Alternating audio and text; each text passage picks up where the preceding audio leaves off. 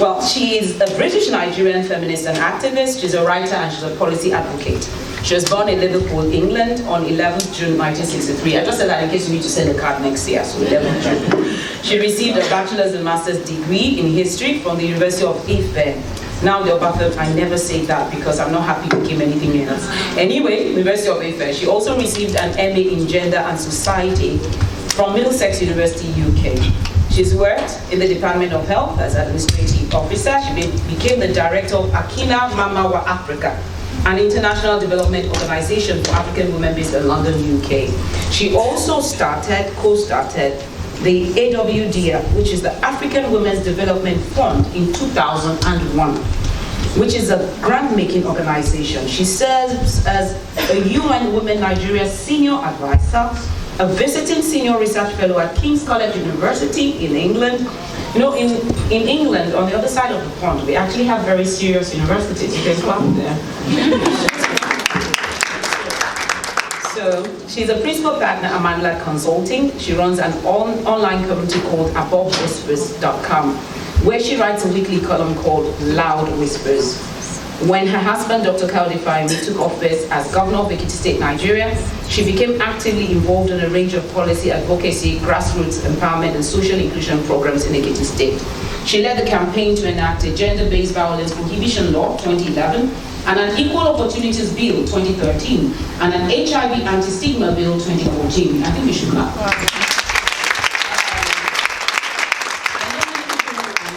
Who are here to vote on one bill.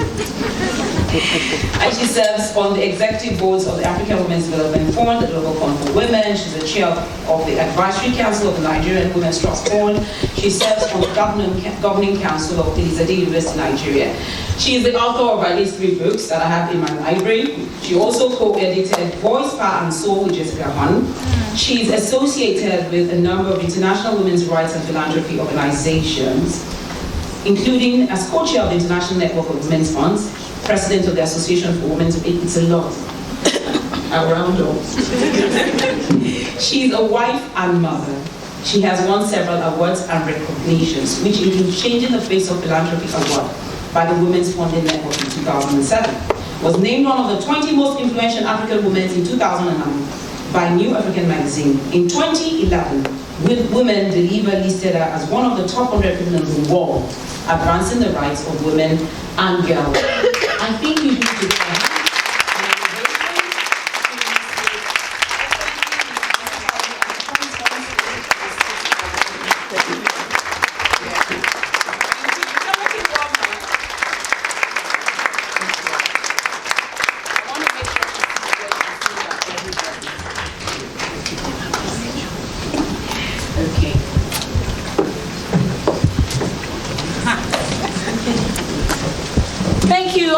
We're going to have a conversation this morning. Is that okay? Yes. Which means I'm going to throw it open to you sometimes. She gave me a book, Michelle Obama's book, and I said to myself, it's very interesting that she's reading the book herself, you know, because in many ways she emulates what great leadership is. So we're going to be asking questions about what it is to support your husband, what it is to be a leader in your own right, what leadership means to her, how we can operate in that space ourselves, how we can be actualized, how we do not need to subsume our dreams and ambitions. Does that sound right? Yes. Do you like those kind of questions? Yes. And any question you like at all, you can ask, and then I'll be asking Mommy Sills. I recognize the presence of Mrs. Bingfe Bamoshe Martins. I'm on her board, so if I don't want to be thrown off the board, Smile Foundation. She came all the way from Maryland, and she's my sister and my friend. I'm not going to ask who came from the farthest yet. This is not the time when I'm about to speak. We'll find out who came from Vegas. Because you're always there, and people came from South Africa. Okay, you're welcome, Your Excellency. Thank you very much for forgiving me. I'm usually an amiable somebody, so I don't know what happened. How many people know I'm from Ekiti State?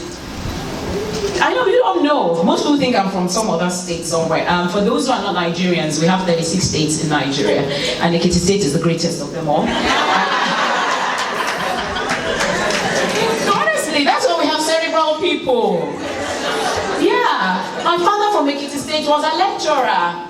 which is why I think she got involved in gender activism. Maybe he did something very bad, but I'm going to find out. We celebrate your accomplishments in Ekiti State. We're so glad you're here with us.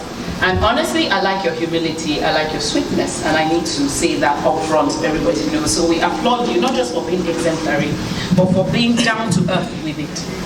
Thank you so much, Sister Jumoke. It's really great to be here. Good morning, everyone. Good morning.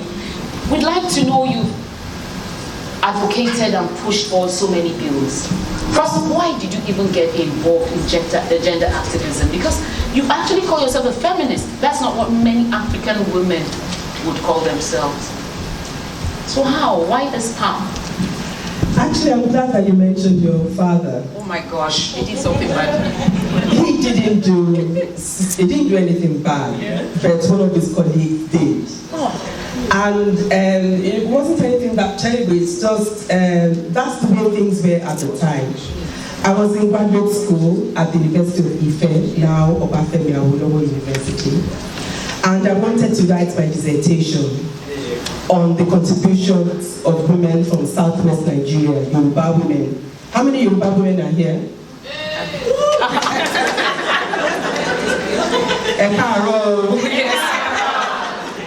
I wanted to write my master's dissertation on the contributions of Yoruba women to the socio-economic development of the region, particularly through pre-colonial times up to colonial times. And I was having a conversation with one of my history professors. It wasn't Yoda, but one of his colleagues. And he said to me, I'm not sure how that would be possible because I don't think there's any data on that. Which is probably true. There's probably no data. He was talking to a 21-year-old who had these notions of thinking differently, of doing things differently, of seeing women in their family being told that they did not have a choice in so many things, that they didn't have any control over their destinies. And at that age in my life, I was sick and tired of people telling me that there are limits to what I can accomplish, there are limits to what I can do. So having one of my professors tell me that I would not find any data on something I hadn't even started to do, for me, he was trying to silence me before I even opened my mouth, before I even had an opportunity to open my mind. And so I said, I think I'm going to find data. And guess what? I did. Oh, wow. Okay. And so that brings me to what you said about me calling myself a feminist. I call myself a feminist because I believe that as a woman, I am entitled to a voice, I am entitled to space, and I'm entitled to dreams. Yes. You're really agreeing with that. I like that. So she said, as a woman, we're entitled to what? A voice. Entitled to what? Space. And entitled to what? Dreams. Entitled to dreams. What would that mean to you, entitled to dreams? Because I look at the African landscape and I see that it's almost as if it's so patriarchal, so parochial, that it's like it's a dream-killing environment. How long do we have till we get to the point that a young girl can dare to dream to actually be anything? You see, I'm glad you mentioned patriarchy, because a lot of people want to engage with women's rights issues. A lot of people pay lip service to the fact that we have to talk about women's rights, gender equality, and women's empowerment. But when you mention the word feminism, or when you want to start talking about using feminist tools or feminist analysis, then people develop cold feet, or when they start using the P word, patriarchy. Like, no, that means we want to start fighting men. That means we want to start going against the will of God. And then the conversation starts going downhill.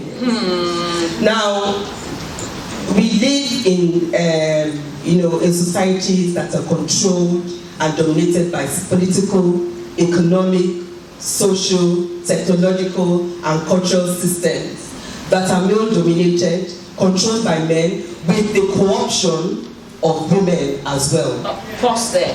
Are you saying, who said yes? Are you saying that women, I need to throw it, I'm coming back to you, Excellency. Someone just said yes now. How do we cooperate to make men oppress the women they oppress? You said yes so strongly. I have a, yeah, thank you. Well, I said, if you rise, okay, miss yes. your voice. Okay. Hi. I said yes because I see a lot of women that tend to defer to the male domination in a lot of situations. And I say that specifically when you're at a job and you see that men are being promoted more rapidly than women. And a lot of women will get to that point where they get stuck and they just take it. So that's why I said yes. That is because if the woman doesn't cooperate in that kind of setting, it won't be able to go on for so long. So I do agree. I don't think that is it a woman cooperating to make that happen? well, or I just think the women don't speak out. exactly, that's what you're trying to say, which is different from co-option. Because the co-option, Her Excellency, I'm coming back to Excellency, it reminds me of Abuja. Did anybody watch the video in Abuja? Your Excellency. I've been having interactive sessions. I've never, Mrs. Ahmed was with us. I have never. That's the First Lady of Kwara State, come across such a thing. We actually had a conversation in which women were saying it is possible for a woman to go out with another woman's husband and be a good woman. I do not come from, they didn't teach me that way. That you can actually go out with your sister's husband, like God forbid, you know, and then you are a good woman. I said to them, then at that point you stop being good. They said no.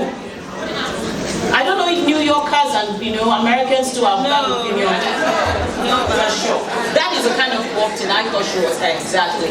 Is it possible? How are women contributing so that we can stop doing so to this? Well, to gender imbalance. What are we doing? Okay, so that conversation is layered. Layered. Okay. Yes. Okay. So let me take it from the top. We're with you today. Let me take it from the top. Now, patriarchal power and domination exists to ensure that men or those who think like them or those who support them continue to control the world. So, if you look at even the educational systems, what we were taught in school, what our daughters are still being taught in school. Daddy comes back from work, he takes off his clothes, takes off his shoes, and mommy's in the kitchen making him dinner. Where was mommy all day? Wasn't she at work too? So, or our religious systems, or our social systems, and so on. So now, if we want to see any headway, if we want those girls to have their dreams fulfilled, we need to engage in a process of at least interrogating those systems or those structures and dismantling them where possible. That's where feminism comes in. And if you are not prepared to do the hard work of interrogating, of questioning, of dismantling where we can and when we can, then we are going to keep coming here for the next 50 and 100 years talking about how much space we don't have. And for those who want to engage in doing gender equality work without using a feminist analysis or feminist tools, I say it is like wanting to take a shower without getting wet. So that's that's the first thing. Then the second thing I'll briefly address. Because women, patriarchy tells women a lot of lies. One of the lies it tells us is that there's only so much you can do, there's only so much you can achieve, and even if we get into certain spaces, we can only survive based on the goodwill of the men who are in control of those systems. And that's why when a woman does well at work and gets promoted or gets a particular position, then the conversation is, whether it's Nigeria or Ghana or New York, who was she sleeping with? Oh, yeah. So that way we bring in all these negative narratives into the kind of sisterhood we are supposed to be building with each other. And then when you look at how much damage is being done in many of our communities around the world, where poverty is a very real issue. Where poverty is not about, can I afford an Uber or do I need to take the bus or train? Where poverty is really about, can I afford to eat 3 meals today? How am I going to pay the school fees for this daughter or for this son? And if you are looking at many of our households now that are female-headed households with the husband either dead or disappeared or just simply non-existent, women are now being forced, poor women are now being forced to make very dangerous choices. And that is where issues around transactional sex come in. Oh, I see. Voluntary or involuntary trafficking. And a whole range of things that are totally disrupting or tearing apart the fabric that binds us together as a society or as communities. And so these are really very real things that we need to pay attention to. So we all have issues we are dealing with, that we are struggling with, but we also need to think about those for whom those choices are, we call them bad choices or poor choices, but they have to make those choices because their lives literally depend on it. This brings me to something she said. She said there are many female-headed households now. Do you know that? Okay, maybe you're not. What can we do to change this narrative? What can we? Okay, I work in JP Morgan. I work in Goldman Sachs. What can I do to be part of this conversation in a very, very practical way? I don't have a degree in gender studies. However, I don't want my daughter to grow up and go through exactly what I too went through.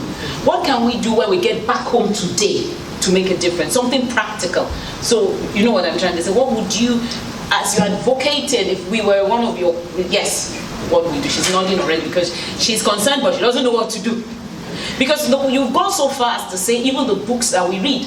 So that means Peter and Jane. How many people read Peter and Jane, Lady Bird? Okay, what did you read? Eze goes to school.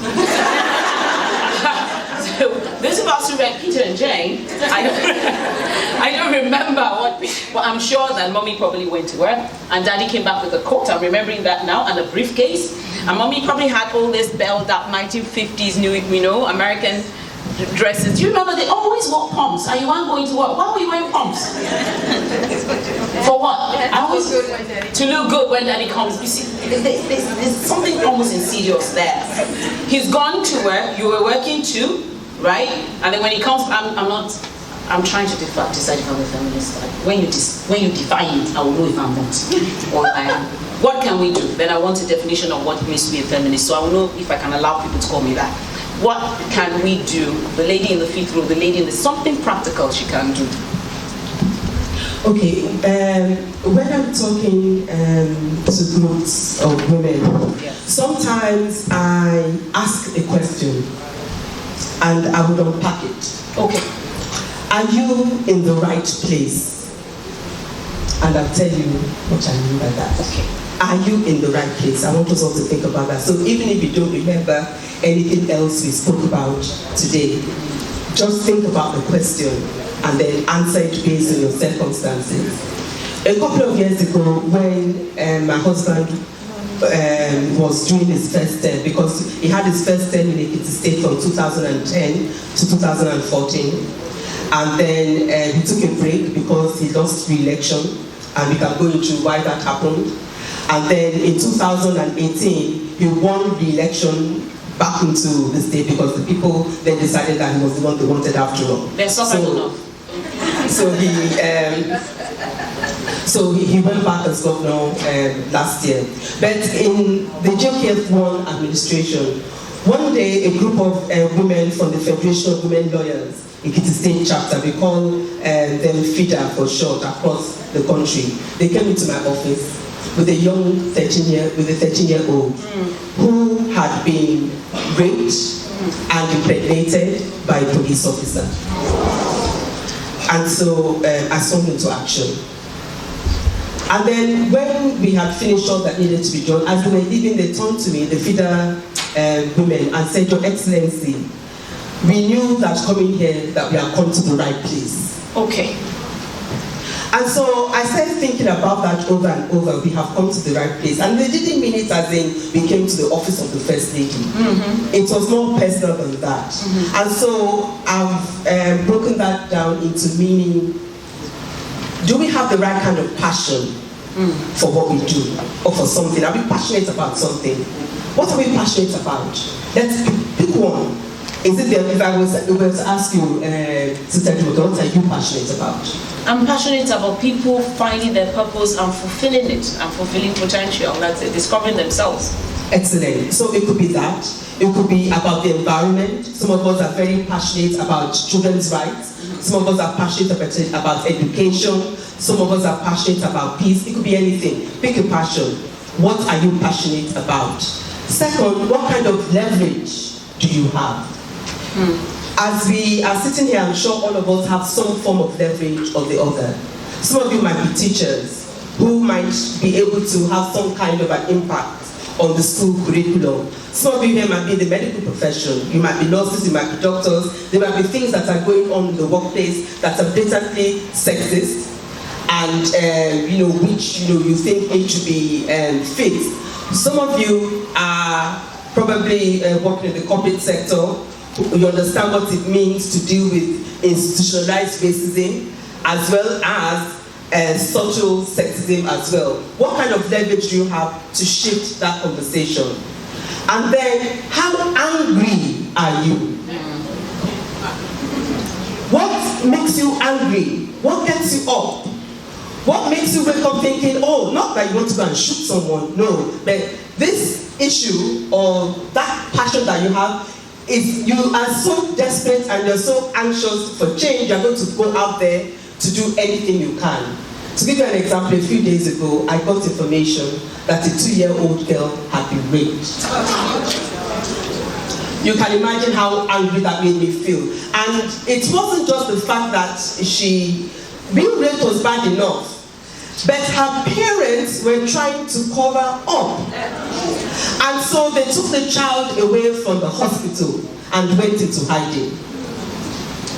And so right here from New York, I started firing text messages to my husband, to the Attorney General, to the Chief Security Officer of the state, saying those parents need to be found, that child needs to be retrieved, and something needs to be done. So what are we angry about? And then how much courage do we have? Because sometimes being a change agent comes at a certain risk. Are we prepared to take risks?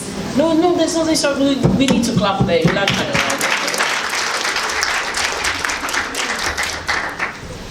In the JPF1 administration, there was an elderly woman who was literally beaten to death on accusations of being a witch. Now those things still happen in this day and age. It's not just something that you see in Hollywood movies. Ekiti State is a rural state. We are like 5 hours drive from Lagos, so we are way up there. That's why they call us Arauki. A woman was beaten to death, an elderly woman. They accused her of witchcraft. They said some young fellow in the compound fell ill and died, and she was responsible. And they were, not only did they beat this poor woman to death, those who did it were about to go scot-free, and even when her body was released for burial, they wanted to go and throw her in the forest. They would not give her a decent burial. And so I stood up and said, this is not going to happen. Not to women that we have a responsibility for in this space. Women need to be able to live their lives with dignity and respect. Now, when my husband lost re-election in 2014, he lost re-election because people felt that he was too strict, that he was not a throwaway, what they call a throwaway leader. People like to throw away contracts and money and so on. He was just strict by the book, investing in education, investing in roads, investing in good health. And people said all those things are fine, but you have not invested in our stomachs. You have not built stomach infrastructure.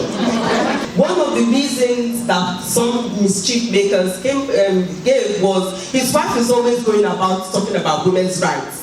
His wife is always going about talking about women, and that is how they didn't allow them to throw that woman away into the bush, and they lost all the votes in that community. Oh. And I said, if that is one of the reasons why we lost the election, that is okay by me, because that woman could have been my grandmother. It will not happen to my grandmother. Guess why? Because my grandmother is not poor because she has me as a grandchild. But those who get beaten to death or burnt at the stake are not the mothers of professors. They are not the mothers of people like you. They are vulnerable people living on the margins who have no one to stand for them or speak up for them. So how much courage do you have? And last, how much energy do you have? Because as women, we spend our energy doing so many things, taking care of so many spheres: the children, the husband, the boyfriend, the workplace, ourselves, the hair needs to be right, the clothes need to be flicked, everything needs to be okay. And so we're putting so many hours into doing all that, and then sometimes we have people around us who are just energy drainers. Right, whether it's family or friends and so on. Oh no, you can't do that. You can't go do another course. You can't go and start over again to be a nurse. You can't do this and you can't do that and buzz. And then you're feeling bad enough already, and then the energy starts slipping away. So, dear sisters, in short, are you in the right place? And it could be something at a professional level or a personal level in your life. If you're in a relationship that you're not feeling passionate about, where you have no power, where you have, where you're feeling angry all the time for all the wrong reasons, maybe you need to think about it. And if you're doing a job that's draining you of all energy, then maybe it's time to try something new. Are you in the right place? Let's try and get there. Fantastic. Your Excellency, you support your husband in Ekiti State. Was it really your dream to be a governor's wife? Was it? Because it was it was a very tough road the first time to remember. So how is it, supporting? Because some of us here, our husbands have made choices that we're just supporting them. Any advice for us? Yes, I've been supporting my husband. I didn't set out to be the wife of the governor, the wife of the minister. I set out to be the wife of an absolutely wonderful man. Amen. A brilliant man. A kind and responsible man. Amen. A man who did not see me as a threat. A man who was extremely comfortable with my power. I think there are times when I was feeling a bit tired with myself, wanting to slow things down so I could do more balancing with what needed to be done at the home and with my work obligations and so on. He would push me and say, why haven't you done this and why haven't you done that? So that's the man I set out to be with. And because we met when we were young, when we were in graduate school at Ife, because he did his first degree at the University of Lagos. And when I finished my first degree at Ife, I went back to do a master's in history. He came from Lagos to Ife to do a master's in international relations. I took an elective class in international relations, and that's how we met. No. And so because we have this shared interest of politics and social justice and human rights, we've grown up together. There are conversations that there are arguments that we don't have in our household about certain things, about roles, responsibilities, and so on. And I remember in 1994, was it? No, not 1994, sorry, 2005. My husband turned 40. And we were planning a really nice lecture to celebrate his birthday and so on. And so we were putting together the guest list.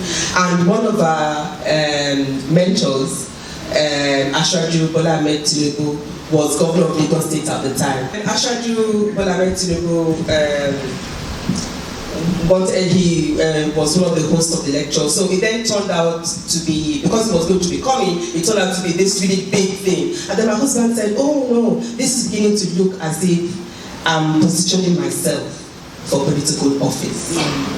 And that was not part of the conversation at all at the time. He was involved in work in civil society, running the Center for Democracy and Development, which was this think tank doing work around strengthening the capacity of civil society in West Africa to be able to engage with their governments to entrench the gains of democracy in the region, because most of the region had just gone through violent conflict in the 1990s. Is that the one in Ibadan by the Boya days? No. Okay. Center for Democracy and Development was based in Lagos originally, then moved to Abuja. Okay. Right. It started off in London and then relocated to Nigeria. Okay. And then so he said, people think that I'm trying to position myself for political office. And it was not on the cards at all at that time, in 2004. And then when he said that, I said, they might think that we know that is not the case. And I said, I come to think of it. Why not? It's a bad thing. Are we not the ones who have been saying that things need to be done differently, that we need new leaders with new visions, we need to see new faces, instead of recycling the same old, players all over again? So why not? And I just said that and forgot all about it. And I'm saying, I'm going to give you these two instances to be able to then link it back to something. Okay. The power of the word. It's not good for others, and there's no judgment there. If I wear a miniskirt now, I will not look nice. It is not for me. There are sisters who have tried marriage, and it has been wonderful for them. There are sisters who have tried one, it has not worked. They tried another, it didn't work. They tried another, they thought, it is not for me. And there are some who tried it and something happened and the gentleman passed away, or they will decide to go there separately. All kinds of things happen. So it is not compulsory. What, as far as I'm concerned, is compulsory is that women need to be able to live their lives with dignity and respect. And if that life is to be lived with a man, it has to be a man who will ensure that those core values of dignity, respect, and ensuring that dreams can be fulfilled are met. And if you find yourself in a situation where this man is an energy drainer, he is a dream killer, and there's always something happening, and before we move into the territory of physical abuse, it starts on emotional abuse, alienation, speaking wickedness into your life. Who do you think you are? You can't do this, you are nothing without me, and so on and so forth. It is not compulsory. Because I see a lot of young women trying to fit into, and that's one of the ways in which patriarchy ensures that women mount surveillance on other women and corral them into an existence that ultimately make them unhappy. Oh, you don't have a boyfriend. Oh, you're not married yet. Oh, what's taking you so long? When is he going to put a ring on it? And then he puts a ring on it, you get married. When are you going to start having children? You have children. Oh, you have a girl. When are you going to have a boy? And on and on and on.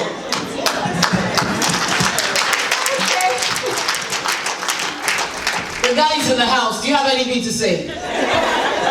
Nothing at all. Oh, I'm going to give the guys a chance to talk. Don't worry. We're getting to the end of the interactive session. Yes, you have a question? You have something to say? Yes. Go ahead. Good afternoon, everyone. I did play a guy from Mondo Town. Okay. Yeah, specifically. Just by the way, this one's a bar committee. I really enjoyed the part where you said that you married a loving man. So what were some of the things that your husband did to not only continue to prophesy into your life, but to support your goals and your visions? Like, what are those practical things that went above and beyond, even if it says something? You know, he loves this question. You need to come from him. You know he just did that. What he's saying is, how am I going to be able to replicate the same?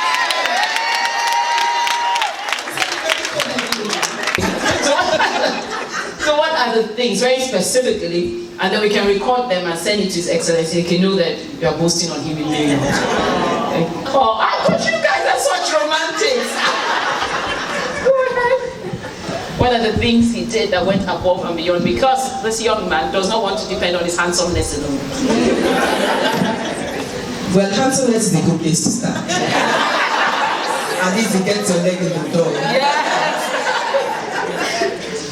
He has always seen me as a partner. You can give a hand.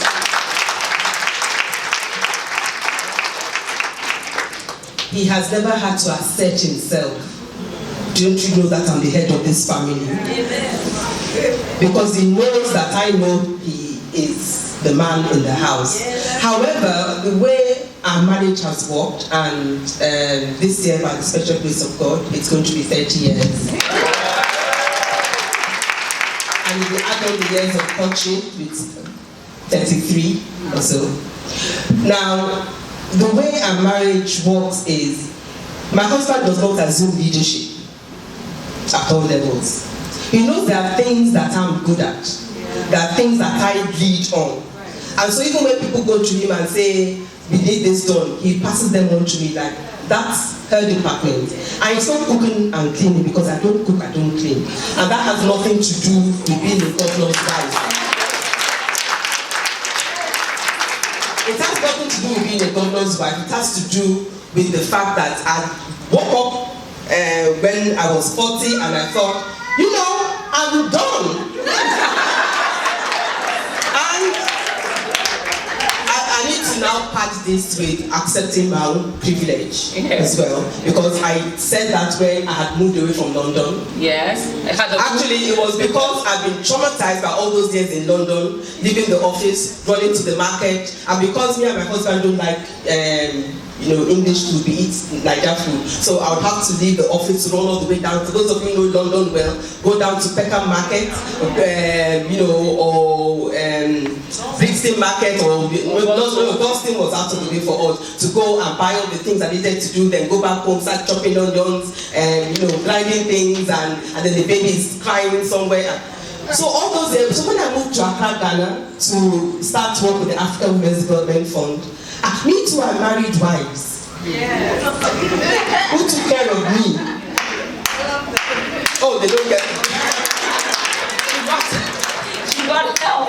So I got help. Yeah. People looked after me. So, and it got to a point where even when I wandered into the kitchen wanting to cook something my own way, they would look at me like, what should you do? Can we help you?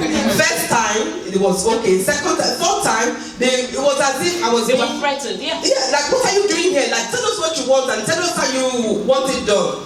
And so, cooking and cleaning wasn't. So, but he respects the fact that there are certain things I know how to do. He knows that I know how to organize. I can plan things. And so, he defers to me on that. And he knows that there are things I'm not good at. Like, I don't remember people's birthdays, but when I remember, I make the call and I show up. Now, he, on the other hand, does not like to socialize. And it's one of the reasons why he lost.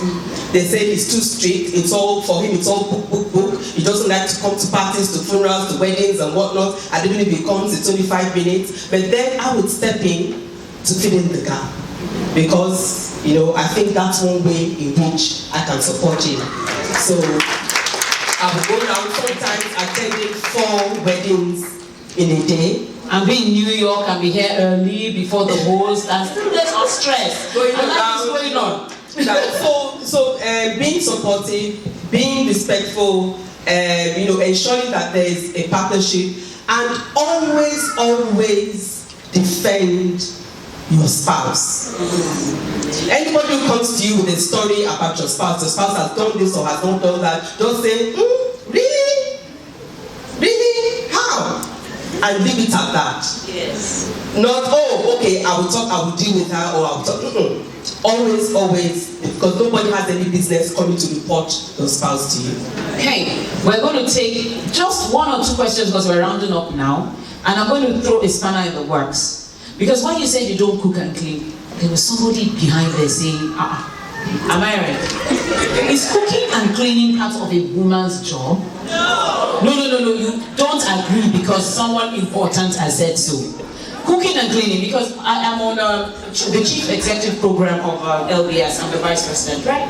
And I was very shocked to have one of us say one day, some of the girls these days cannot even cook. There were only 2 women in that group, myself and this person who's our president now. And I just said, no, Auntie Christy, I don't believe that cooking, I cook well, but I don't believe that cooking is a core competence that a wife has to have. I'm landing. If you need to cook, there's Uber Eats, there are so many options. And she can also learn how to cook. But it's not one of those things you rate a partner for destiny on. Do you get? She can learn how to cook. There's YouTube. I was telling my son, teaching in Exeter, I said, this is how you make eba. You get for look at it, just get on YouTube. He said, yes, get on YouTube and you make it. I'm saying it's not a core competence. That's not what is going to make or break you. You're not going to become a successful man in life because your wife can cook or not cook. The very fact that you make it such a pillar makes me know where your heart is. You're living for your... You're wearing yellow. Okay, how can I kind of like help? I'm married to somebody that I know that has a traumatic childhood, and this thing is taking toll on me because I'm working to make sure, because I see greatness in him, and I was not, I believe I'm a kingmaker. I can turn anybody to anything they want to be. That's what the confidence I have in me.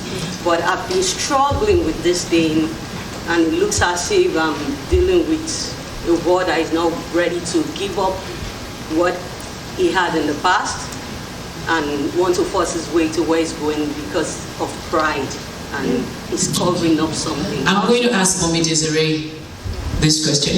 She came all the way from Ontario, so we should listen to her also. Okay, thank you. Well, you first have to be able to know your own strength. And at the same time, I think sometimes you try to do things alone without God's help. And that can make you as broken as He is. And so you have to know what is in you. And if you can't do it on your own, find help for Him. Because I think sometimes we try to do everything ourselves. And then you can destroy, I can hear the trauma in you. Yes. You are talking about him being in trauma, but you are also being traumatized. So before you know it, you'll be so broken, you won't be able to get up.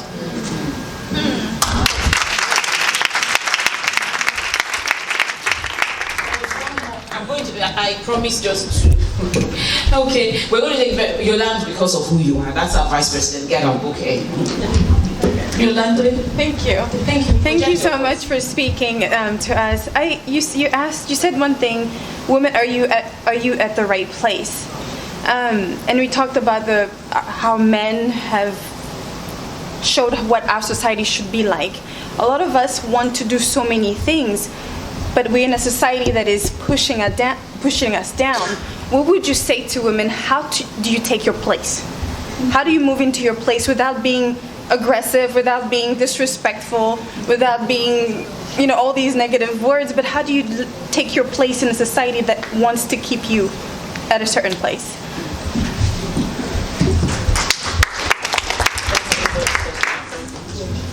Well, I think it's very important for us to debunk a myth that patriarchy has generated as far as women are concerned. This whole myth of the superwoman, a woman who can do all the cooking and the cleaning and the loving and bear 4 beautiful children and wake them up at the right time in the morning and get them fed and prepared for school, and they all have perfect grades and none of them get a letter home from the teachers, and she has in-laws that are perfect. She has a husband who is perfect, who never throws his dirty socks on the floor, who has a boss who values what she does and doesn't mind when she has to take her children to the dentist. Or there is no such thing as superwoman. There's a reason why Superman and Superwoman are cartoon characters.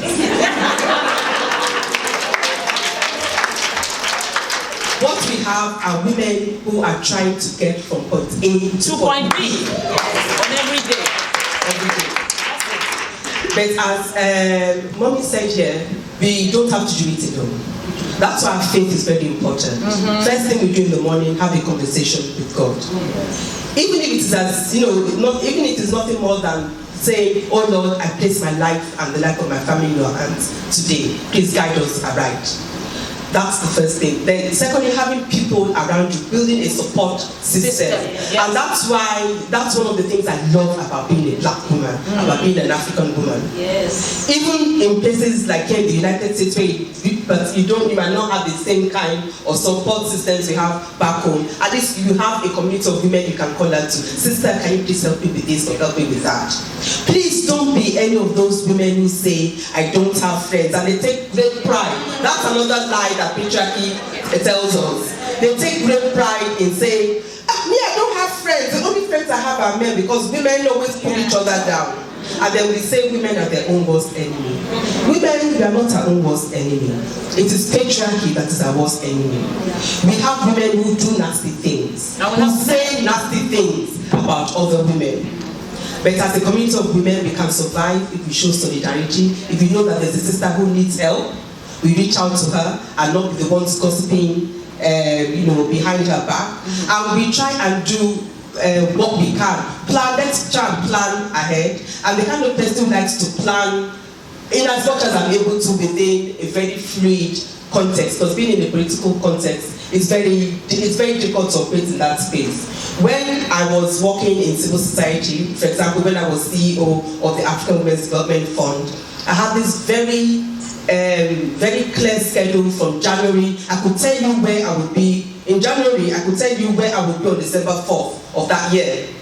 Very well planned out, and it really helped in terms of managing the home, managing childcare, and so on. So let's try and plan in as much as we are able to. But if something slips, if the ball drops, like a child brings home a letter from school, or something is not happening somewhere, dinner got burnt, or you forgot that you had to get someone in to fix the fridge, don't beat yourself up over it. It happens. Women, and then there's also this thing about, I want to have everything, I want to be everything. Yes, women, we can have everything we want, but maybe not all at once. That's my own theory too. We can have everything, but not all at once. I doubt Hillary Clinton could have run for president when Chelsea was in kindergarten.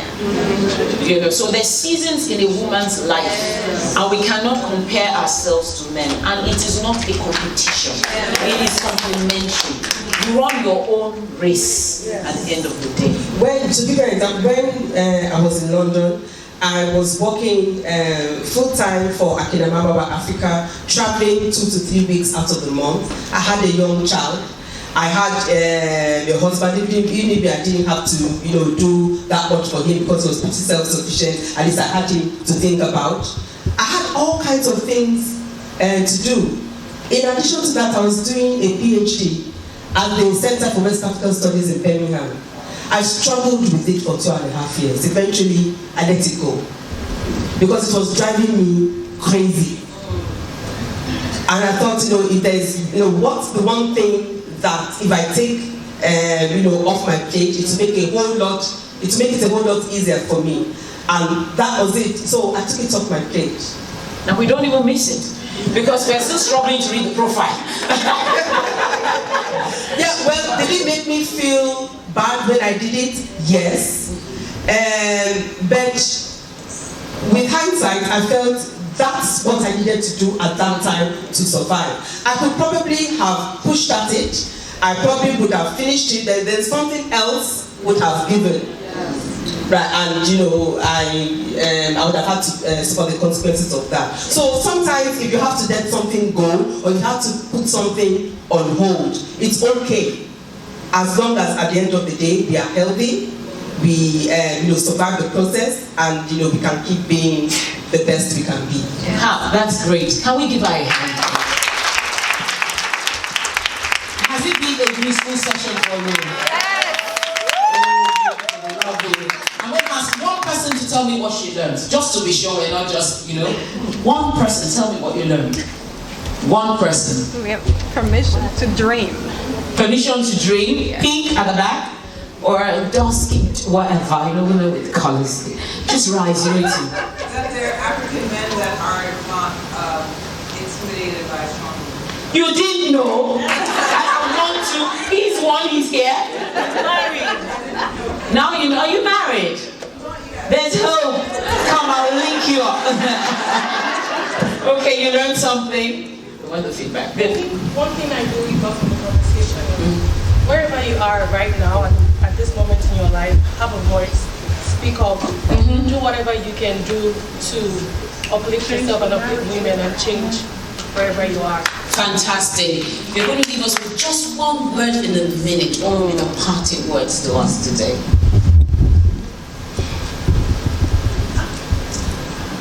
Choice. Choice. Yes. Because you asked me earlier what my own definition of feminism is. Yes, I like that. I define feminism as a global struggle against all forms of patriarchal oppression. And the many ways in which patriarchy manifests itself it creates the impression that women have very little choice other than to live their lives in silence, live their lives being invisible, and to live their lives basically as second-class citizens. And so we have choices. We have choices to drink. We have choices to decide to learn something, or to decide to unlearn something. It's great to learn how to cook. It's great to know how to cook. Actually, if you don't know how to cook, it's very hard for you to supervise people who are supposed to be doing the cooking. So I thought I should get that in. I'm a really, really good cook. And my fried rice and jollof rice are, But what they're saying there is that you don't define yourself. Let me explain quickly. And agreeing with Her Excellency. So I was with JCI, maybe you know JCI, somebody like that. So these were young women. And for the first time, they were hearing from me that the measure of your success as a woman is not how good your jollof rice is. Believe me, they were hearing it for the first time. So when they went on Channels Television, which some of us might know, they said to them, what did you learn from that interaction? It was a whole week long. And the girls they brought said, Mrs. Adenowo came and told me that my measure, my success, you know how mothers will say, who are you? You can't even cook jollof. So, you know, they really thought, any Ghanaians here? Learn how to cook jollof from here, from Nigeria. So that kind of thing, you know. So yes, we should. So we have to have the power of choice. The power of choice enables us to take control over our lives, to make decisions that affirm us, to do the best we can for our children, for our families, for our communities, and for ourselves. And also the power of choice means that you can choose you. Be self-full. You don't be selfish, because then it's all about you. Don't be selfless, because then it's always about others. Be self-full, which means you are taking care of yourself and as others because you choose to. Thank you so much. Thank you very much, Your Excellency. Thank you for being so gracious. Thank you for being so